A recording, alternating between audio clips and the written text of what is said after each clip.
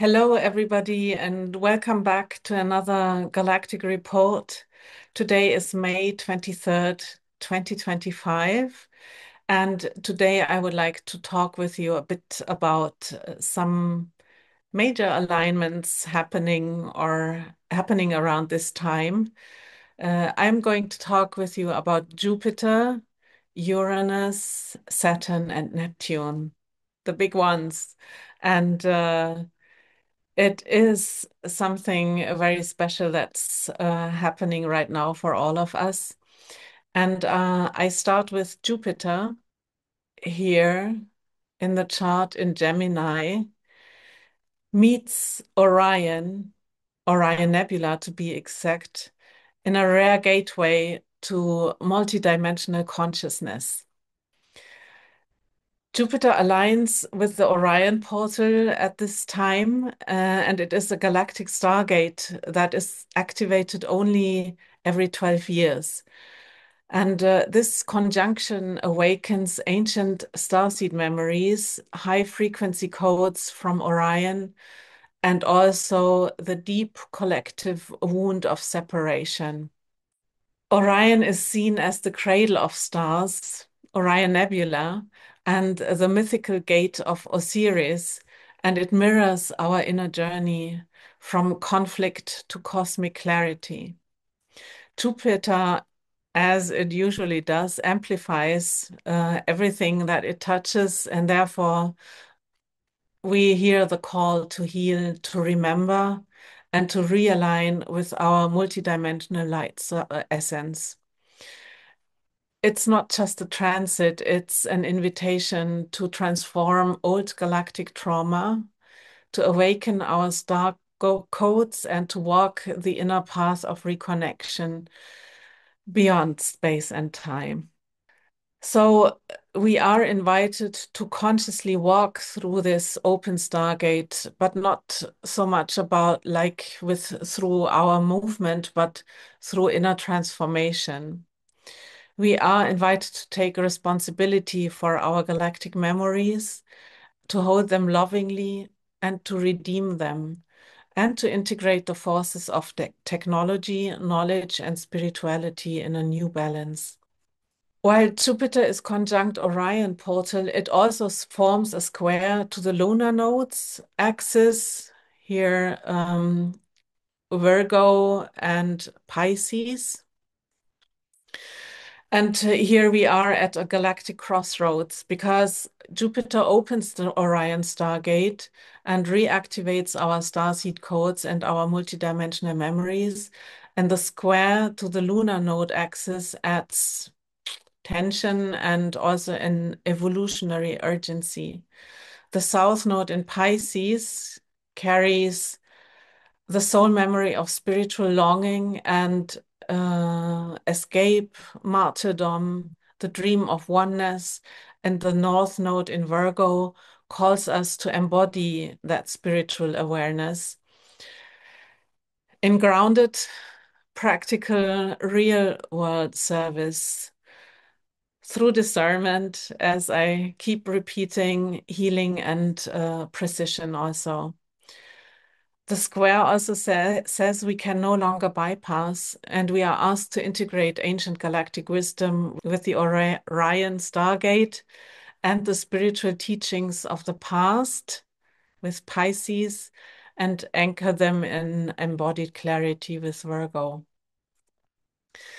This is definitely not just about remembering who we are as starseeds. It's about choosing to live that through in a way that is clear, ethical, and useful for the collective. So in essence, this transit says, walk your cosmic remembering with Terran precision and let your multidimensional awareness be of service to Earth's healing. The other transit I would like to talk with you about is Uranus Kazimi that happened a couple of days ago on June 17th and 18th, and its continuous alignment with Algol.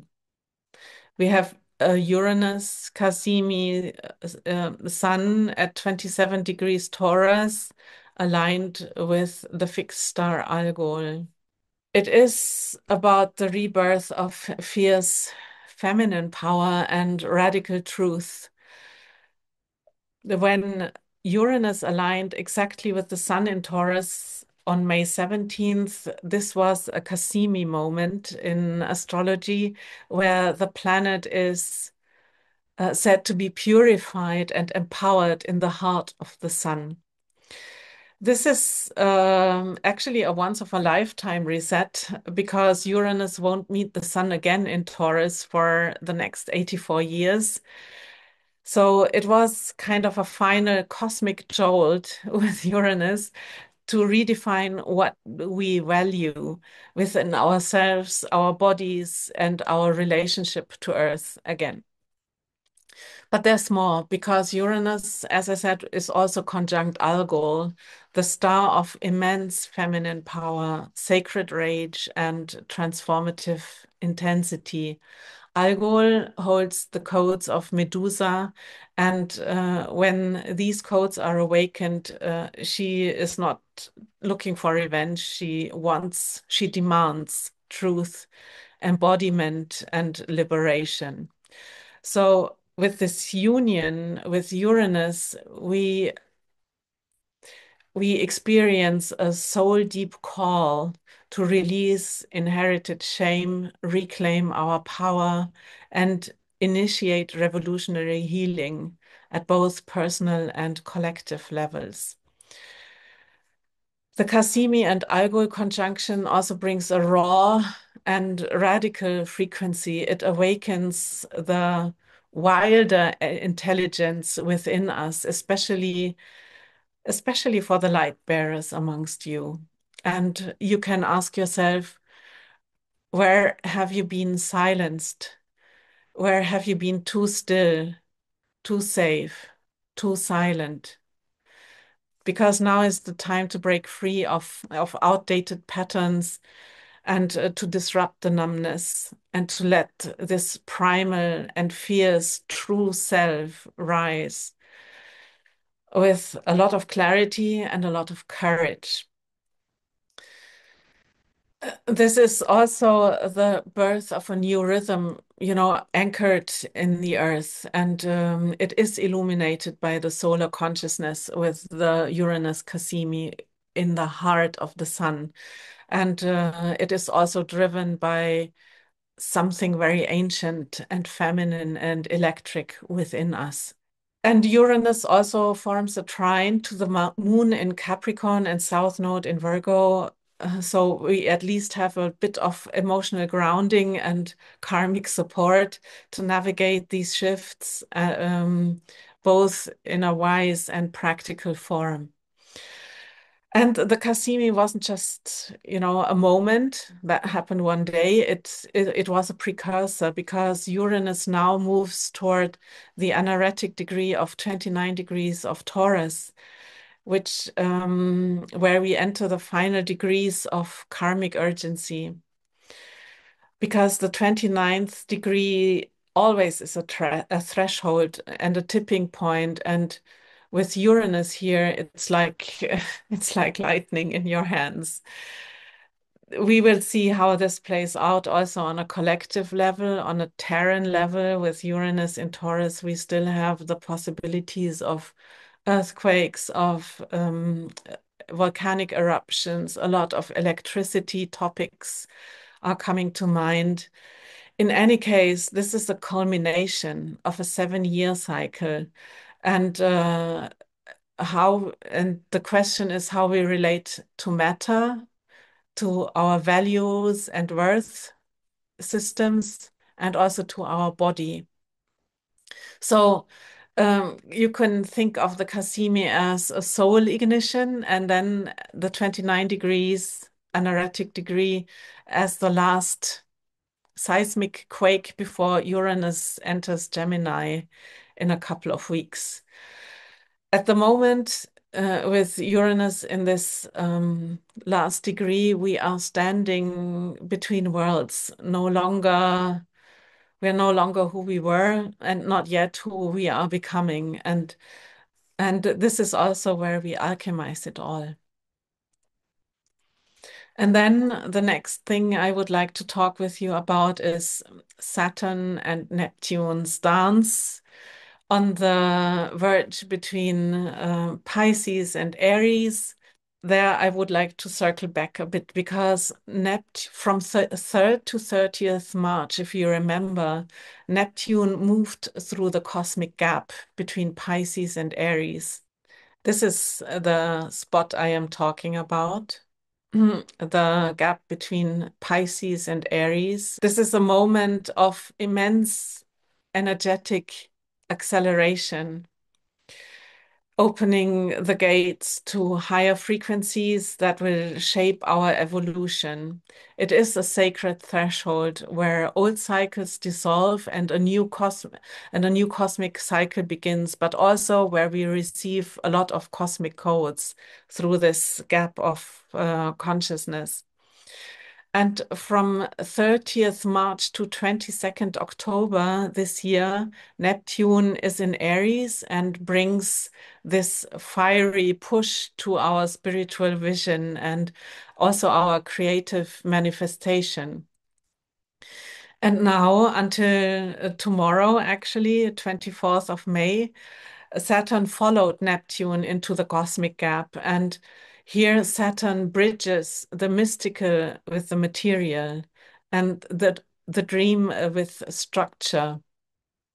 And now that Saturn is ready to move into Aries tomorrow, depending on where you are on Earth, um, we are able to build really bold foundations, but with a practical discipline.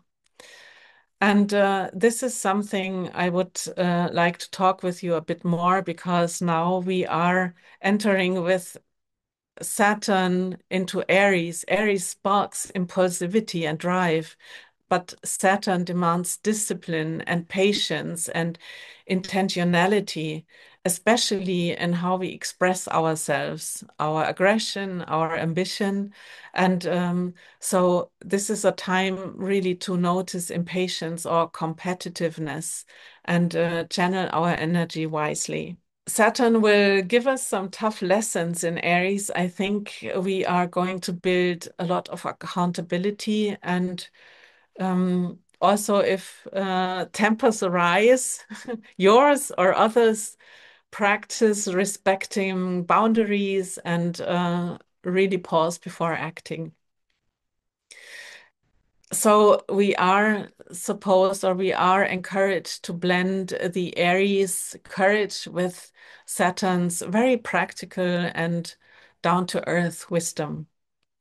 And then Saturn retrogrades back into Pisces on September 1st. So now we have a couple of months where we can express this fiery strength in with Saturn in Aries. And then when Saturn retrogrades back into Pisces from September on, we need to face our illusions and take responsibility for our dreams. And especially those born around 1952 and 53, and also 1989, these are the Saturn-Neptune conjunction years, you might feel especially activated. Especially when Saturn and Neptune align again in the beginning of 2026, which will be a major, major chance for our profound transformation. And I am sure that all astrologers all around the world are going to talk about this. So, this Saturn-Neptune cycle invites us to discern which dreams are real and worthy and then build practical steps to manifest them. And Saturn's shift into Aries tomorrow accelerates action on those visions. This is also a major focus for the 12 nights of wonder of summer solstice. In this 12 days portal, we can manifest powerfully with the support of Saturn in Aries. And I offer an online retreat during these days. And if you're ready to finally bring your vision into life, come and join me. It will be intense and rewarding. And of course, it will be really, really beautiful and fun. So, who feels this transit most? Apart from the generational aspect of it, people with late degrees in Pisces and Aries, or Virgo and Libra, Gemini and Cancer, and Sagittarius and Capricorn. You may experience these energies very strongly. And of course, personal charts reveal much more than that, but you can have a look at these specific points in your chart and see what planets land there. And if you need support or help to figuring out what I mean, come and talk to me. I'm happy to support you in this. Okay, so I talked about Neptune and Saturn reuniting in the cosmic gap in January and February of 2026. As I said, this is going to be a powerful new cycle of collective awakening. And this is so significant because this is a galactic creation moment where the old and the new merge, where we are activating quantum downloads, multidimensional healing, and really an unprecedented shift of consciousness. I really want to highlight how big this is. Um, Neptune dissolves limits, Saturn calls for embodied manifestation, and this is going to be really, really huge. But we have a couple of months until there. For now, we are faced with Saturn's lessons. Saturn's the great teacher, and he gives us a lot of lessons in Aries. So we have to tackle them first. Now, enough of galactic astrology so far. Let's do a bit of galactic astronomy. And of course, I want to merge those topics more and more because ultimately they are one. And I love reading things like this. Our Milky Way galaxy is home to some extremely weird things, but a new discovery has astronomers truly baffled. And what they are talking about is that astronomers spotted a mysterious, perfect bubble in space. And now they are faced with the puzzle because it is almost perfectly spherical. And they called it, or they named it teleios from the Greek for perfection or completion.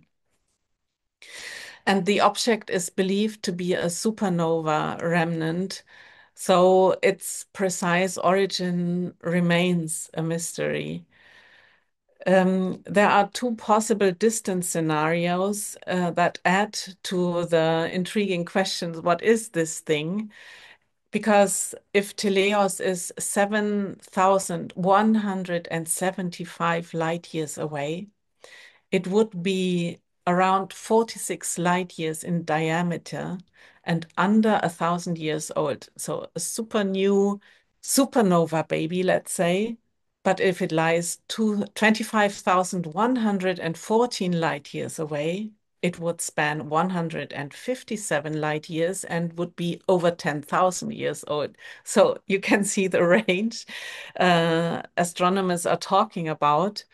And by the way, the nearest fixed star to Earth, our closest stellar neighbor next to our sun, is Proxima Centauri. It's part of the Alpha Centauri system and is about 4.24 light years away. So these are the distances we are talking about. Also in astrology, we have to take care of and we have to take in account the huge distances those stars are away from us, and they still have an impact and they still have an influence on us. This is so fascinating to me.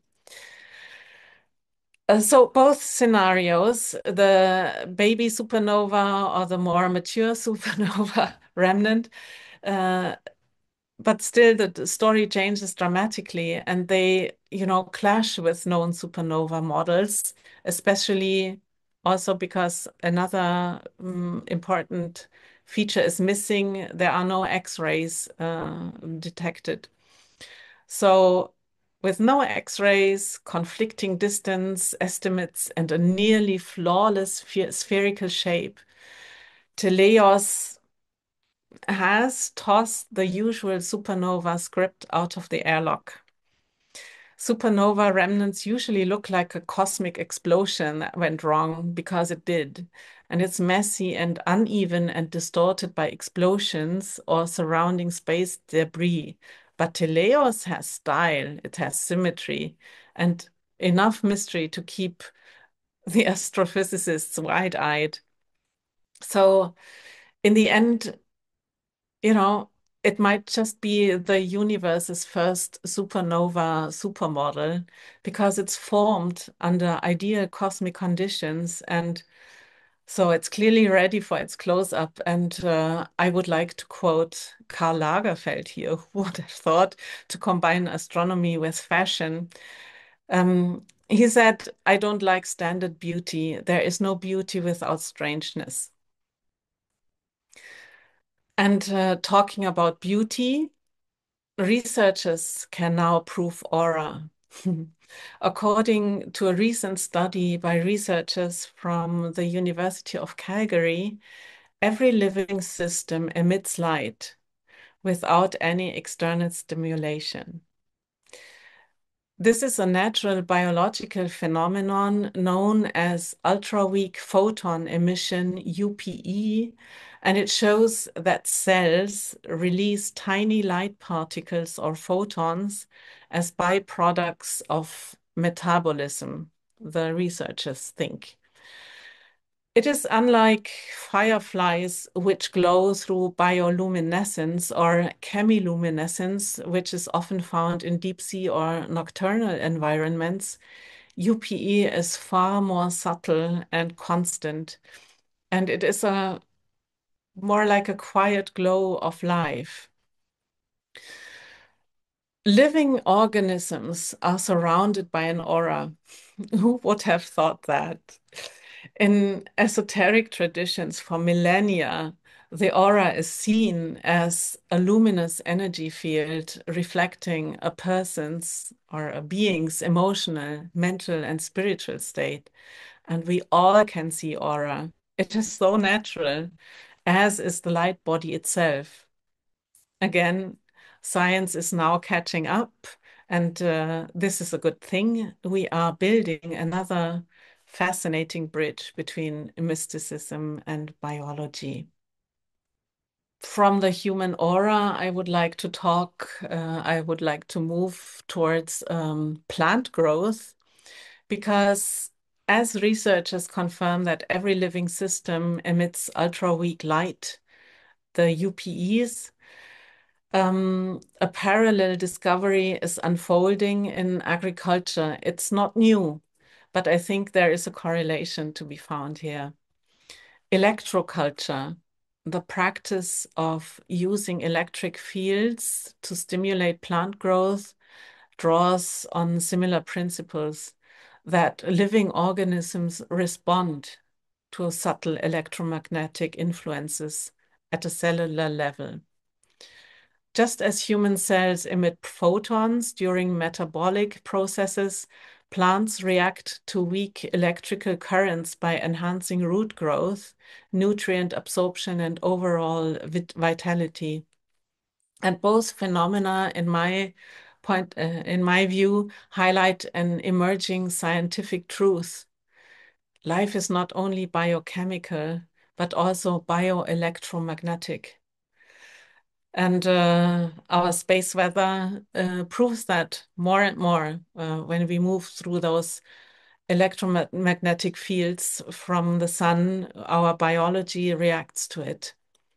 So, whether it's the glow of our own aura or the charge behind a thriving crop, energy fields shape the vitality of living systems in ways modern science is only beginning to quantify. And last but not least, I would like to talk about UFOs. Japan urged to launch National UFO Office because it has security concerns. And there is a rare political alignment happening in Japan. A cross-party group of lawmakers has urged the Defense Ministry to establish a dedicated office for investigating UFOs or UAPs. And the group stressed that UAPs present a realistic and serious national security concerns, and they criticized Japan for lagging behind international efforts. The proposal is like a Japanese equivalent of the US Pentagon's All-Domain Anomaly Resolution Office, which was established in 2022. And it is supposed to apply scientific and data-driven methods to unexplained sightings. The new office would be expected to regularly do military briefings and possibly press conferences that include the word anomalous, interestingly. So there is an official interest in cosmic mysteries that enters a new phase, at least in the US and Japan and elsewhere. And while those countries move forward with plans to establish dedicated offices for investigating UFOs, Germany appears to be focusing its attention elsewhere. The former German health minister in office between 2021 and 2025 has taken on a new role as chairman of the Committee for Research, Technology, Space, and Technology Assessment. He recently wrote a new task, New Magic. His position will involve topics expected to gain importance in the coming years, including artificial intelligence, space exploration, and technological innovations. And while Japan looks skyward for mysteries, Germany's gaze is firmly set on shaping the future of lobbyism or technology. So, with this, I conclude my weekly Galactic Report. I hope you all have a lovely weekend. Gaze to the stars, gaze upwards in the skies, and if you spot a UFO or an UAP, please let me know. And as usual, I invite you to post your comments below. Let's have a discussion. As you know, I read all of your comments. I love reading them, and I respond to every one of you. And until next week, I hope I see you with a lot of new interesting topics. If you have any of them, let me know, and I will happily include them in my next reports. And until then, I say bye bye.